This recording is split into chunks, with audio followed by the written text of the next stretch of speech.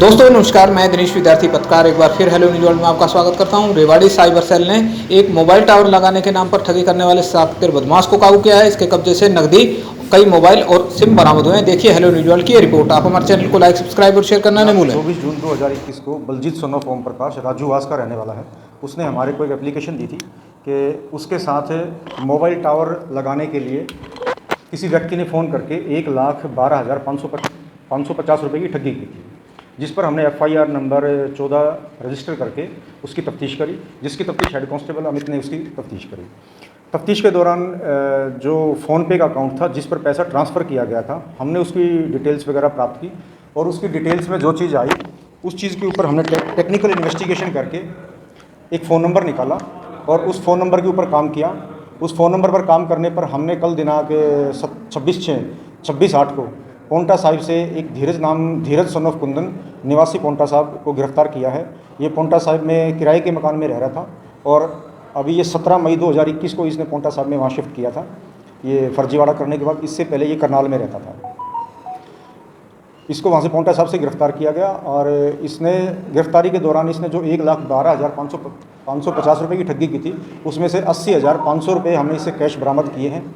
7 mobile phone बरामद किए हैं, जिनमें एक मोबाइल फ़ोन वो भी है जिससे बलजीत को फ़ोन किया गया था। इस बलजीत की CDR से और मोबाइल का जो IMEI नंबर है वो आपस में मैच करता है। 11 फर्जी सिम कार्ड बरामद किए हैं, 2 ATM कार्ड बरामद किए हैं और टोटल इसने अपने इस फर्जीवाड़ा में 15 IMEI नंबर यूज़ किए हैं, जिनसे ये लोगों को कॉल करके ठगी का काम करता था। इस बलजीत के साथ ठगी के अलावा इसने सोनीपत से किसी नाम मालूम व्यक्ति से, जिसको ये कह रहा है कि मुझे नाम याद नहीं है, उससे सोनीपत से इसने 1,75,000 रुपये की ठगी की है। एक ठगी इसने MP से करी है 1,35,000 की। इंदौर या सतना स्टेशन है जहाँ से वो MP से ठगी हुई थी। इसके अलावा फाजिलका से, पंजाब से इसने 45,000 रुपये की एक व्यक्ति से ठगी की है। अभी हमने इसको 2 दिन के पुलिस रिमांड पे लिया है और ये 29/8/2021 को हम इसको दोबारा से कोर्ट में पेश करेंगे।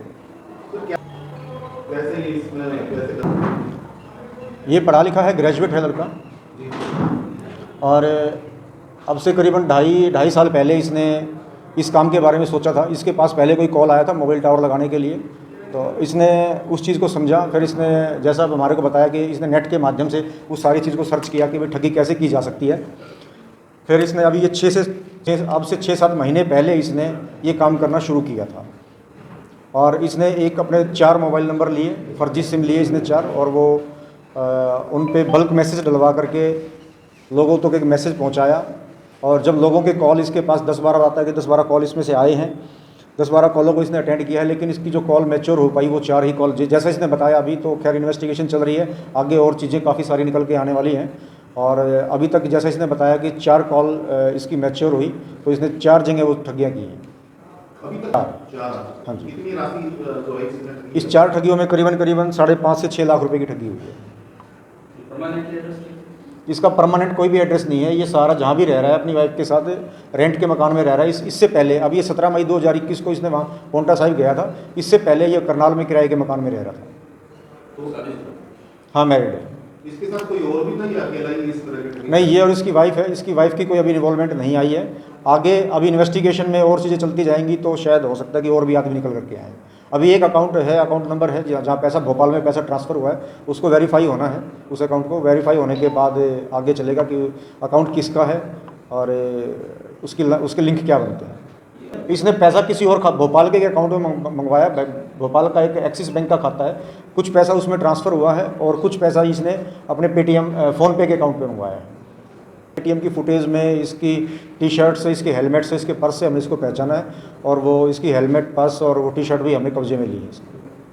हाँ, अभी आज अरेस्ट हुई है। इसकी अरेस्ट होने के बाद पूछताछ चल रही है। अभी सारी चीज़ें तो अभी क्लियर नहीं हुई हैं, होंगी धीरे धीरे। लोगों के माध्यम से कई बार लोगों को डिजिटल प्रेस मीडिया के माध्यम से और आप लोगों के चैनल के माध्यम से, स्कूलों के माध्यम से और पब्लिक को काफ़ी अवेयर किया इस चीज़ के बारे में। हमने एक स्टॉक बैंकिंग फ्रॉड का एक ग्रुप बना रखा है। जैसे ही कंप्लेनेंट हमारे पास आता है, अगर उसके पास ट्रांजैक्शन ID होती हैं तो हम उस पर तुरंत मैसेज डालते हैं और ये सक्सेस भी रहा है।